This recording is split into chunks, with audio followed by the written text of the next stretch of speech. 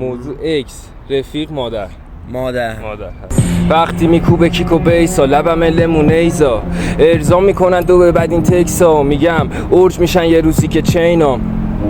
ماما منو ببخش که رو دراگا چتم، ماما منو ببخش که دارک شده تمم، ماما منو ببخش که خالیه باطلم، فقط خوب میشه با ساقی یا دلم. ماما منو ببخش با کارتلا دارم پلن، منم به اندازه کافی خودم پر گلم، اخ خودم تا بالایی کرده ولم، ولی یه رو میگم مولد تا ترپ شکنده لبخندم وقتی هر کیه وره با یه ترفندی تو جمع سلامتی رفیق بکو چپ کردم که رفاقت قدیمو کردن شطرنجی.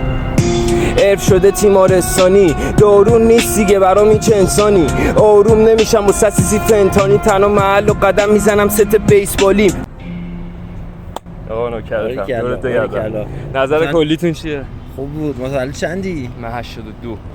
عالیه. دورت بگردم. نوکرتم. راضی بودی؟ آره میشین نسل 5 تقریبا. ما خیلی وقت داریم رپ میکنیم 7-8 ساله، ولی خب دیگه بیایم بالا الان میشیم نسل 5. باری کردم. دورت بگردم. یه لایک هم نشون میدی به دوربین. دورت بگردم. مرسی.